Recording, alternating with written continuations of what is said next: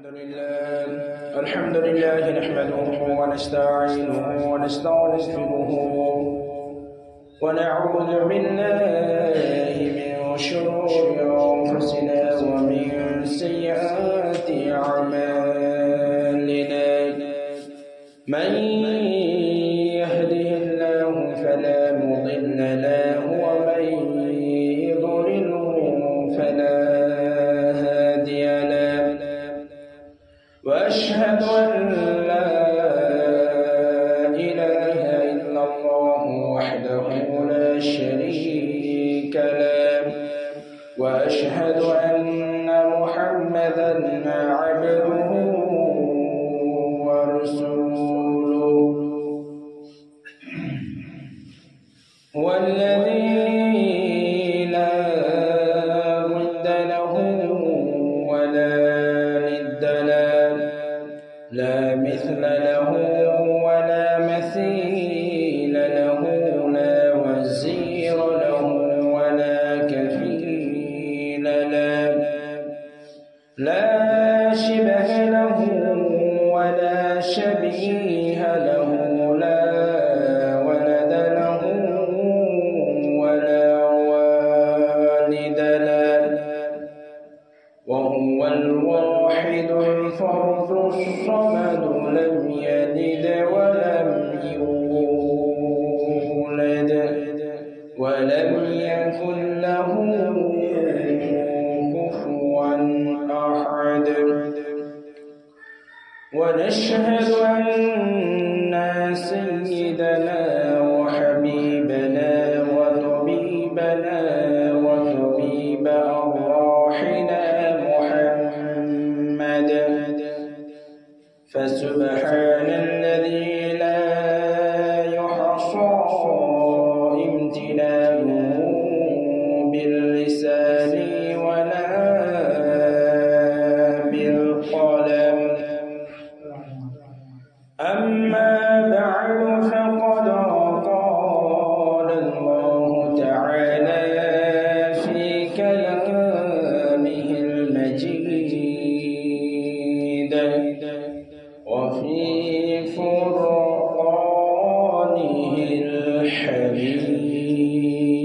الحميد أعوذ بالله من الشيطان الرجيم يا أيها الذين آمنوا أطيعوا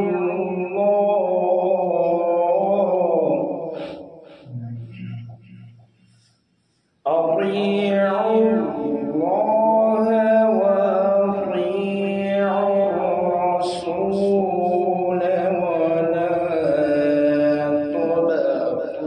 تبطلوا أعمالكم إن الذين كفروا وصدوا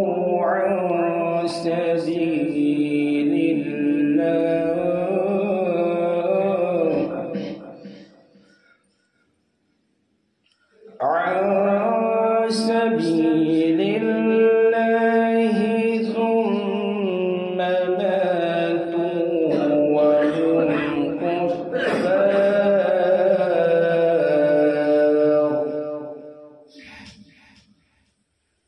فلن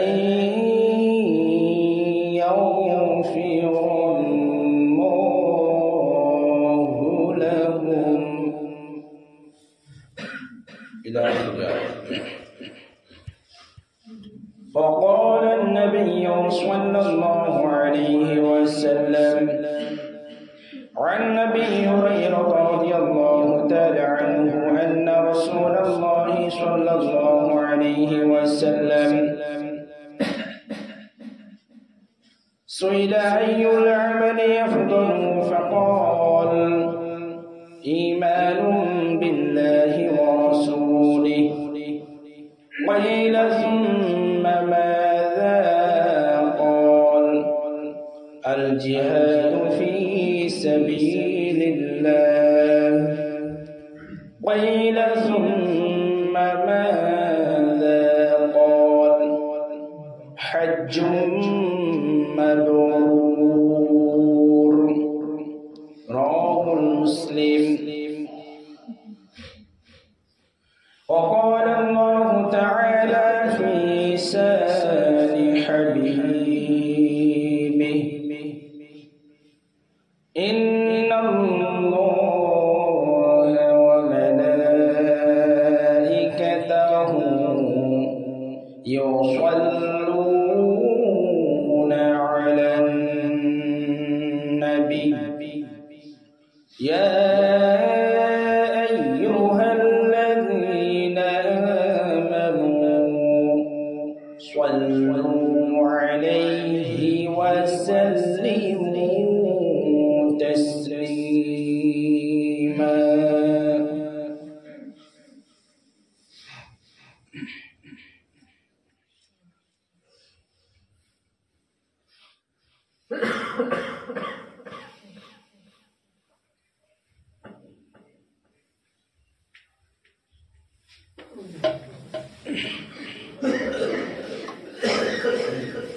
আলহামদুলিল্লাহ, সকল শুকরিয়া তারিফ গুণগান মহিমা প্রশংসা কেবলমাত্র একমাত্র আকাশ ও জমিনের অধিপতি রাজাদিরাজ মালিকুল ইমলাক পরাক্রমশালী প্রজ্ঞাময় মহান আল্লাহ সুবহানাহু ওয়া তাআলার জন্য। সুবহান রব্বুল ইজ্জাত ওয়াল জালাল দুনিয়ার সমস্ত বিপদ মুসিবত থেকে ফারিগ করে, ব্যস্ততা থেকে দূরীভূত করে তার সান্নিধ্য লাভের উদ্দেশ্যে সালাতুল জুমআ আদায়ের লক্ষ্যে মসজিদে এসে উপস্থিত হওয়ার তৌফিক দান করেছেন।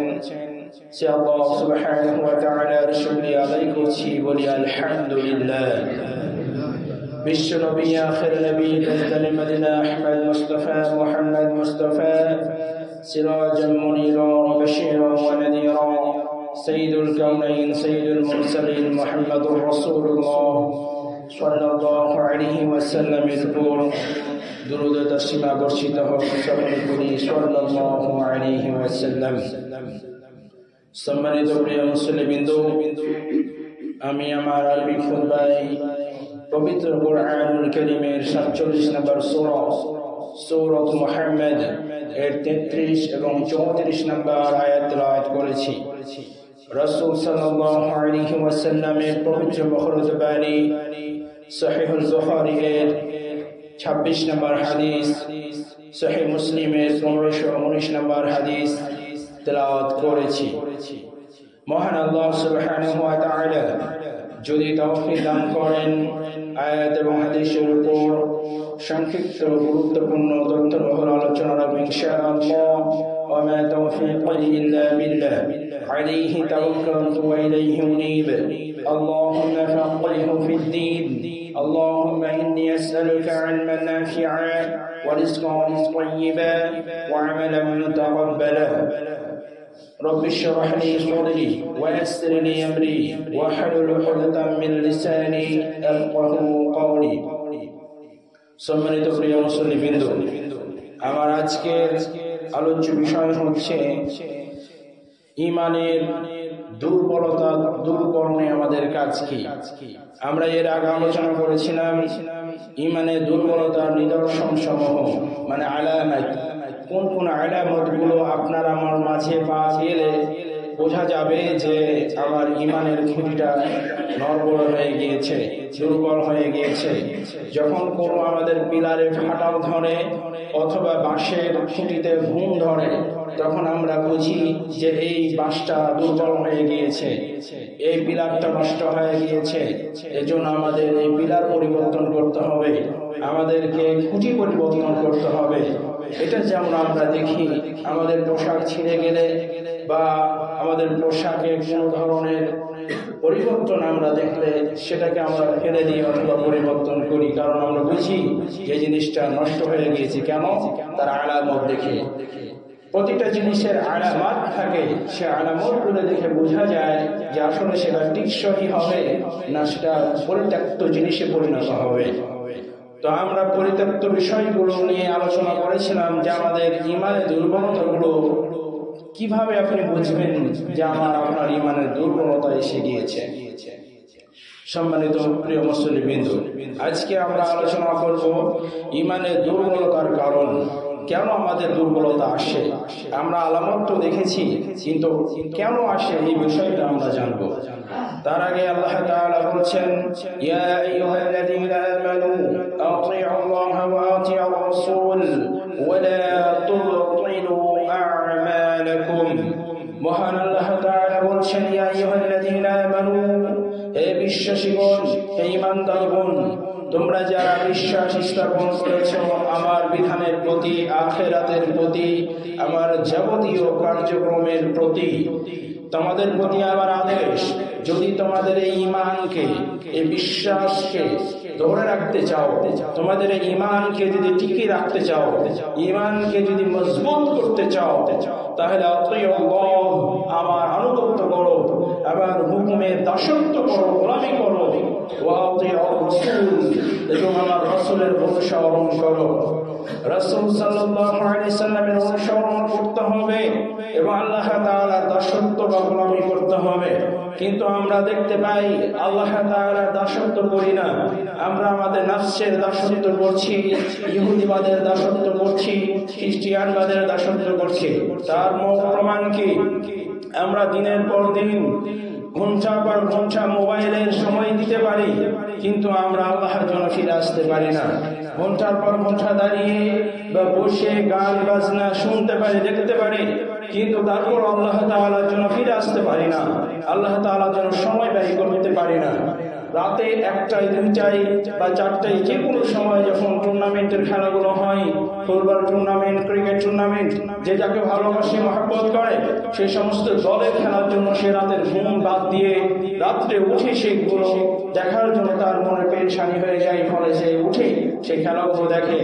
এভাবে করে কেউ খেলার দাসত্ব গিয়েছে, কেউ টেলিভিশনে দাসত্ব করে, কেউ মোবাইলে দাসত্ব করে, কেউ ফেসবুকে দাসত্ব করে, কেউ ইউটিউবে দাসত্ব করে, এইভাবে করে কেউ গুগলের দাসত্ব করে, কেউ আবার অযথায় সময় ব্যয় করে, কাজ কিছুই নেই, রাস্তাঘাটে যেখানে মানুষকে পাই ধরে ধরে গল্প অযথায় শুরু করে দেয়, অথবা বাজারে গিয়ে দোকানের চায়ের স্টলে বসে বসে খাওয়া কাজ কাম কোনো কিছু নাই, ঘন্টার পর ঘন্টা বসে থেকে সময় ব্যয় করে। মানে চায়ের দাসত্বে চলে গিয়েছে, গীবতের দাসত্বে চলে গিয়েছে, মুনাফিকের দাসত্বে চলে গিয়েছে, কুফরিয়াতের দাসত্বে চলে গিয়েছে, আল্লাহ সুবহানাহু ওয়া তাআলার নাফরমানি দাসত্বে চলে গিয়েছে। বিধায় তারা এসব কাজের মধ্যে নিজেদেরকে নিয়োজিত করে ফেলে। প্রিয় মুসলিমবৃন্দ, তাই আপনি আপনার ঈমানকে যদি মজবুত করতে চান, আপনি আমাদের প্রত্যেকের ঈমানকে যদি মজবুত করতে হয়, তাহলে মজবুত করার দুইটা ওয়ে।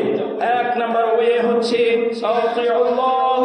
আল্লাহ তাআলার হুকুমে দাসত্ব করা, ওয়া আতিউর রাসূল, এবং রাসূলের দাসত্ব করা, রাসূলের অনুসরণ করা, রাসূল সাল্লাল্লাহু আলাইহি সাল্লামের আনুগত্য প্রকাশ করা যে তিনি আপনার নবী, আমার নবী। আপনার আমার মধ্যে সেই গুণ থাকতে হবে যে গুণ মুহাম্মদ সাল্লাল্লাহু আলাইহি সাল্লামের মধ্যে ছিল। আপনার আমার মধ্যে সেই গুণ থাকতে হবে যে গুণ সাহাবায়ে কেরাম রিদওয়ানুল্লাহি তাআলা আনহুম আজমাইন গুণের মধ্যে ছিল। এই গুণ যদি আপনি অর্জন করতে পারেন, তাহলে আতিউর রাসূল এর আনুগত্যে যেতে পারবেন। ফাত্তাবিউনি ইউহিব্বুকুমুল্লাহ, আল্লাহ যে বলেছেন যে রাসূলের অনুসরণ করো তাহলে আমাকে ভালোবাসতে পারবে। ওয়া ইয়াগফির লাকুম যুনুবাকুম, যখন রাসূলের অনুসরণ করবে তখন আমি তোমাদের গুনাহগুলোকে মাফ করে দেব। যখন রাসূলের অনুসরণ করবে তখন আমি তোমাদেরকে রহমত দান করব। প্রিয় মুসলিমবৃন্দ, তাই ঈমানকে মজবুত করতে, ঈমানকে টিকিয়ে রাখতে একমাত্র কেবলমাত্র আল্লাহ তাআলার হুকুমের দাসত্ব করা ছাড়া, রাসূলের অনুসরণ করা ছাড়া কোনো ওয়ে বা পথ নেই। তাই আল্লাহ সুবহানাহু ওয়া তাআলার পথে ফিরে আসুন। যদি আপনি এমনটি না করেন, ওয়ালা তুদরিউ আ'মালাকুম, তাহলে আপনার আমলগুলোকে নষ্ট করে দেওয়া হবে, ধ্বংস করে দেওয়া হবে। দেখা গিয়েছে আমাদের সমাজের মধ্যে আমরা দেখতে পাই যে রাসূলের অনুসরণ নাই কিন্তু হুজুরের অনুসরণ আছে, রাসূলের অনুসরণ নাই কিন্তু পীর সাহেবের অনুসরণ আছে, রাসূলের অনুসরণ নাই কিন্তু কোন কবর মাজারের কবর পূজা করে, মাজার পূজারী এরকম মানুষের দাসত্ব করে, এরকম মানুষের অনুসরণ করে। এই কারণে আল্লাহ তাআলা বলেছেন যে আমার রাসূলের অনুসরণের বাইরে গিয়ে যদি তোমরা কোনো ব্যক্তি কেন্দ্রিক দাসত্বে লিপ্ত হয়ে যাও, কোন ব্যক্তি কেন্দ্রিক আদর্শে আদর্শিত হয়ে যাও, সেটা কোনো লিডার হতে পারে যে মুসলিম লিডার নয়। আমাদের দেশে দেখা যাবে যে মানুষকে কপি করে, বক্তারাও দেখি আজকাল আরেকজন বক্তার দাসত্ব করে। নাহলে দেখবেন যে কোন বক্তা যদি কোন বক্তার কণ্ঠে ভাইরাল হয়ে যায়, তার ওয়াজ যদি ভাইরাল হয়, তখন সে কি করে, নিজের আল্লাহ তাআলা তাকে যে কণ্ঠ দিয়েছে, আল্লাহ তাআলা যে তাকে সুখ দিয়েছে, আল্লাহ তাআলা তাকে যে লেহান দিয়েছে, সেটা বাদ দিয়ে অন্য লেহান নকল করা শুরু করে দেয়। এমনটি হয় না ভাই? করে কি করে না? আমরাও আলোচনাতে যখন মাহফিলে বক্তা নিয়ে আসি, তখন আমরা এইভাবে বক্তা নিয়ে আসি যে সে বয়সে কণ্ঠে ওয়াজ করতে পারে। আল্লাহর কসম, কারো কণ্ঠ নকল করে ওয়াজ করা হচ্ছে শিরক, এটা হচ্ছে আল্লাহর সাথে জুলম। কারণ আল্লাহ তাআলা সেই গুণ তাকে দেয় নাই, আল্লাযী খলাকাকা ফাসাওয়াকা ফাআদালাক ফি আইয়ি সূরাতিন মা শাআ রাকাবাক।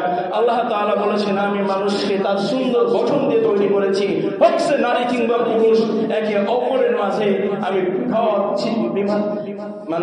তফাৎ সৃষ্টি করেছি। এরপর আল্লাহ তাআলা বলছেন ওয়া মা খালাকাল যাকারা ওয়াল উনসা, আমি নারী এবং পুরুষ সৃষ্টি করেছি যারা তারা পৃথক। নারীর বয়স আলাদা, পুরুষের বয়স আলাদা, নারীর গঠন আলাদা, পুরুষের গঠন আলাদা, নারীদের পোশাক আলাদা, পুরুষের পোশাক আলাদা। যদি কোনো পুরুষ নারীকে কপি করে তাহলে সেই পুরুষ জাহান্নামী, কোন নারী যদি কোনো পুরুষকে কপি করে তাহলে সেই নারীও জাহান্নামী। ঠিক তেমনি কোন ব্যক্তি যদি কোনো ব্যক্তিকে অনুসরণ করে, রাসূল সাল্লাল্লাহু আলাইহি ওয়াসাল্লাম কিভাবে বক্তৃতা করতেন, রাসূল সাল্লাল্লাহু আলাইহি ওয়াসাল্লাম কিভাবে নসিহত প্রদান করতেন, এই নসিহত যদি কেউ অনুসরণ না করে, রাসূল সাল্লাল্লাহু আলাইহি ওয়াসাল্লামের পদ্ধতি অনুসরণ না করে বক্তাকে অনুসরণ করে ভাইরাল হতে যায়, এরকম যদি কোনো বক্তা কাজ করে তাহলে সে শিরক করবে। আর এই বক্তার জন্য জাহান্নাম ছাড়া কোনো কিছু নাই। প্রিয় মুসলিমবৃন্দ, এই আয়াতে আল্লাহ তাআলা সেই নির্দেশনাই দিচ্ছেন, আতিউল্লাহ ওয়া আতিউর রাসূল ওয়া লা তুবতিলু আমালাকুম। যদি আমার আনুগত্য, আমার হুকুমের দাসত্ব না করে তোমরা যদি কোনো ব্যক্তি কেন্দ্রিক দাসত্বে চলে যাও, কোনো ইউটিউবে দাসত্বে চলে যাও, ফেসবুকে দাসত্বে চলে যাও, কোনো বুকে ক্রিকেট টুর্নামেন্টে দাসত্বে চলে যাও, কোনো ফুটবল টুর্নামেন্টের দাসত্বে চলে যাও, তাহলে ওয়ালা তুবতিলু আমালাকুম, আমি তোমাদের সব আমল নষ্ট করে দিব। তুমি হাজি হলেও তোমার হজ বাতিল, তুমি যদি তাহাজ্জুদ গুজারি ব্যক্তি হও তাহলে তোমার তাহাজ্জুদ বাতিল, তুমি যদি সিয়াম পালনকারী হও তাহলে তোমার সিয়াম বাতিল। কোন আমলই আল্লাহ তাআলা গ্রহণ করবেন না যদি আপনি আমি রাসূলের অনুসরণ এবং আল্লাহর আনুগত্যের বাইরে কোনো কাজ করি। প্রিয় মুসলিমবৃন্দ, তাই আমাদের ঈমানকে মজবুত করতে হলে, ঈমানের খুঁটিকে সুদৃঢ় প্রাসাদের মতো নির্মাণ করতে হলে রাসূলের অনুসরণ ছাড়া কোনো বিকল্প কিছু নাই। রাসূল সাল্লাল্লাহু আলাইহি সাল্লাম রাত্রি 1টা-2টার সময় উঠতেন আল্লাহ তাআলাকে সিজদা করার জন্য, আর আপনি তার উম্মত হয়ে 1টার দিকে 2টার দিকে উঠেন খেলা দেখার জন্য। তাও আপনাদের খ্রিস্টানদের খেলা দেখার জন্য, ইহুদিদের খেলা দেখার জন্য প্রজেক্টরের ব্যবস্থা করে, রাস্তাতে প্রজেক্টরের ব্যবস্থা করে দেখে। অনেক স্কুল, কলেজ, ইউনিভার্সিটির মাঠে মাঠে প্রজেক্টরের ব্যবস্থা করে এরা খেলা দেখে। অথচ কোনোদিন একটা কোরআন তেলাওয়াতের কোন ভিডিও তারা এই প্রজেক্টরের মাধ্যমে দেখে না, কোন ওয়াজ তারা প্রজেক্টরের মাধ্যমে দেখে না।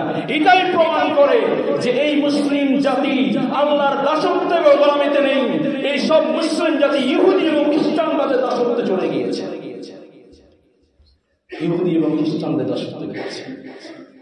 আপনার ছেলেকে আপনি আজ পর্যন্ত ক্লাস 6-এ পড়ে, 7-এ পড়ে, 8-এ পড়ে, 9-এ পড়ে, 10-এ পড়ে, এই বাচ্চাদেরকে আপনি মোবাইল কিনে দিয়েছেন, কিন্তু এই বাচ্চাটাকে কি একটা কোরআন কিনে নিয়ে এসে দিতে পেরেছেন? আপনি কি অপদার্থ পিতা, আপনি কি অযোগ্য পিতা! সন্তানকে মোবাইল কিনে দিতে পারেন, কোরআন কিনে দিতে পারেন না। সন্তানকে মোবাইল কিনে দিতে পারেন, পাপের আখড়া করে খুলে দিতে পারেন, কিন্তু সে সন্তানের জন্য আপনি একটা ইসলামিক বই কিনে নিয়ে এসে তাকে দিতে পারেন না। সন্তান তুমি পড়ো, সালাতুর রাসূলের মতো একটা বই নিয়ে এসে দিতে পারেন না, উপদেশমূলক কোন বই নিয়ে এসে দিতে পারেন না, ইসলামিক কোন বই কিনে দিতে পারেন। আপনি কি ধরনের অপদার্থ পিতা! আপনার সন্তান জাহান্নামের, আপনি জাহান্নামী।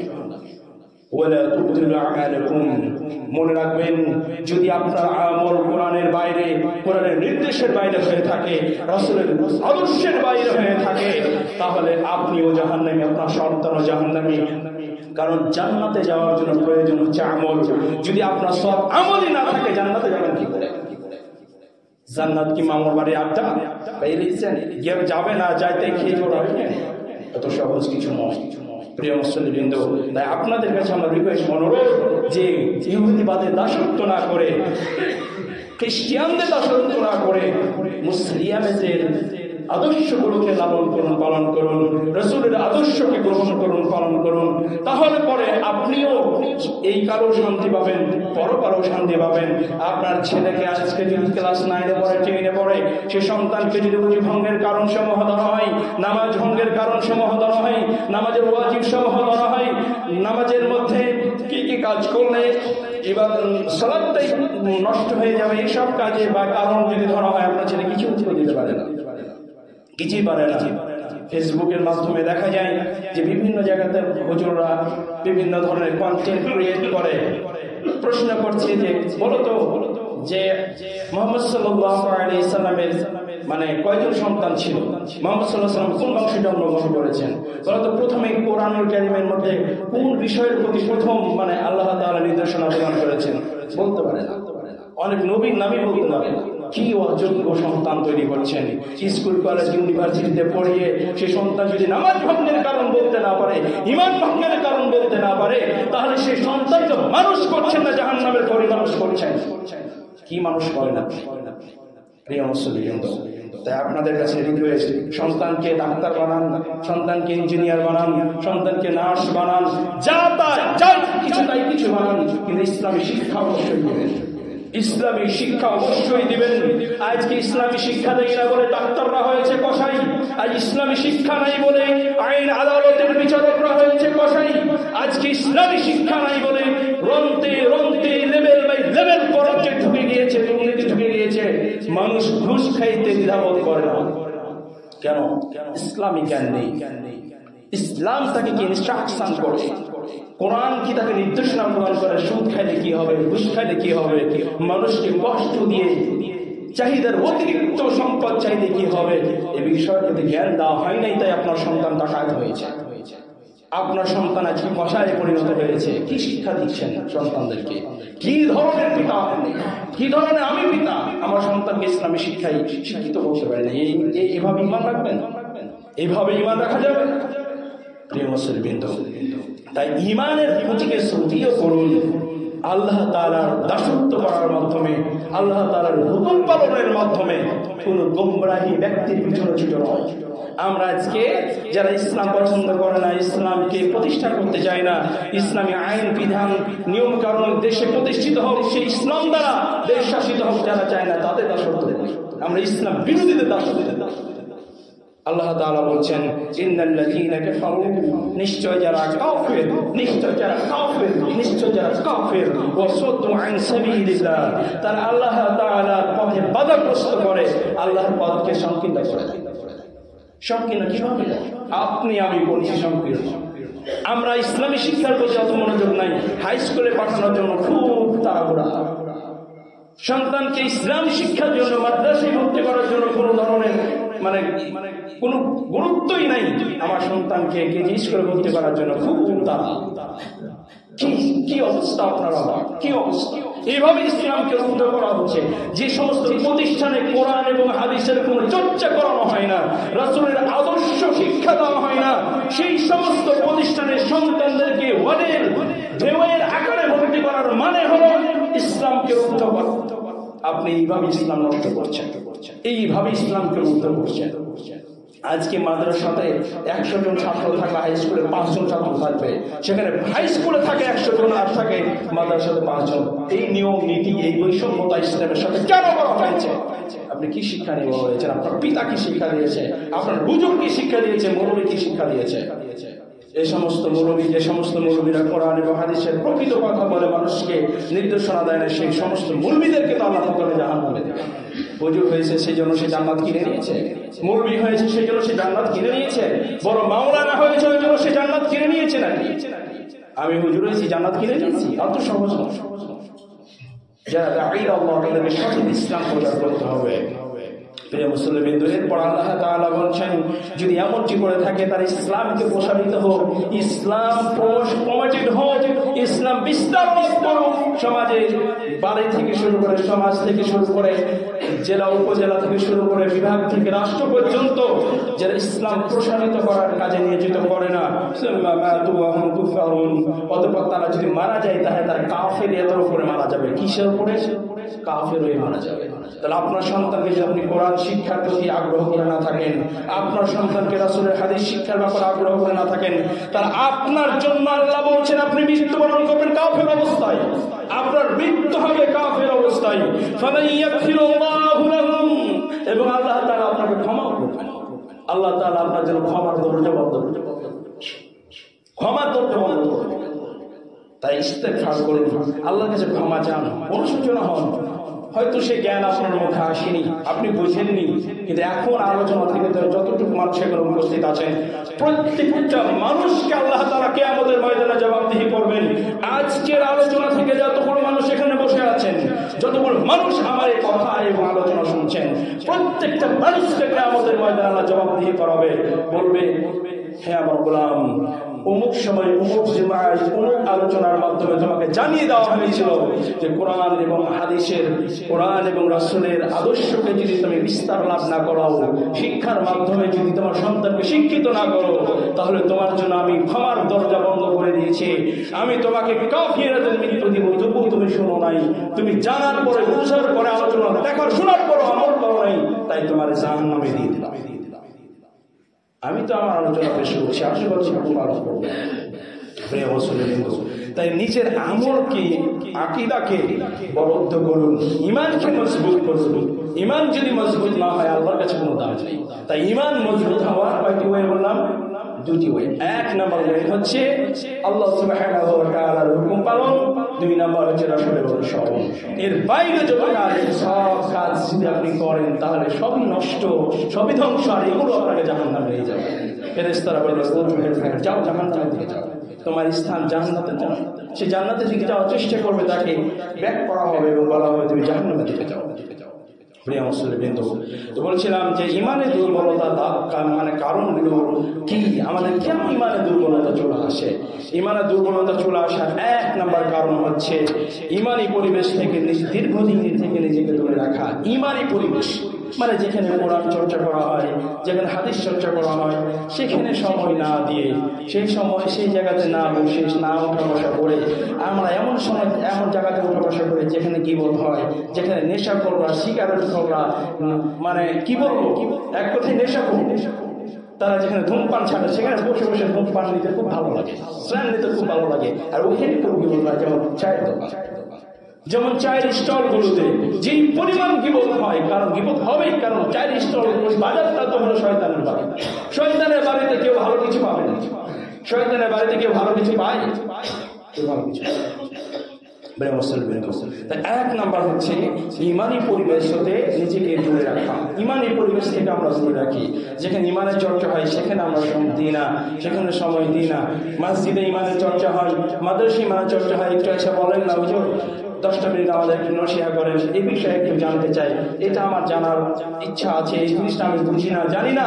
এই প্রশ্ন আজ পর্যন্ত কেউ করেন। আমার 3 বছর 5 মাস চলছে এখানে আসা। এই 3 বছর 5 মাসের মধ্যে এইভাবে মানে কঠিন ভাবে এসে আবদারের সহকারে কেউ প্রশ্ন করেন, এটা আমার আফসোস। হুজুর রাখছেন কেন? হুজুরের চেহারা যখন যেমন রাখছেন, আর জুম্মা দিনে কড়া ভাষণ শোনার জন্য রাখছেন, কি জন্য রাখছেন? তাহলে ইমামের সাথে কানেক্টিভিটি নাই, কানেক্টিভিটি আছে শয়তানদের সাথে, মুনাফিকদের সাথে, কুফরিয়াদের সাথে, যারা শিরক করে তাদের সাথে।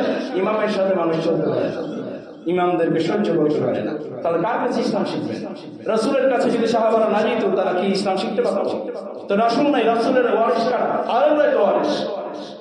তাহলে তাদের সাথে সম্পর্ক করতে হবে। 2 নাম্বার, সৎ ও অনুকরণযোগ্য ব্যক্তি থেকে দূরে থাকা। যারা সৎ ব্যক্তি, ভালো ব্যক্তি, তাদের কাছে কেউ যায় না, বলে এই বদমাইশ লোক।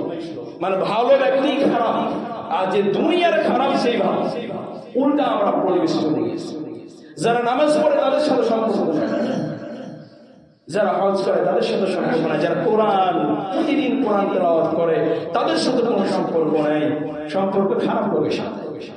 কার সাথে? খারাপ লোকের সাথে। আল্লাহ তাআলা যারা রাসূল সাল্লাল্লাহু আলাইহি ওয়াসাল্লাম বলেছেন তোমরা তাদের সঙ্গ দাও, তোমরা তাদেরকে বন্ধু হিসেবে গ্রহণ করো।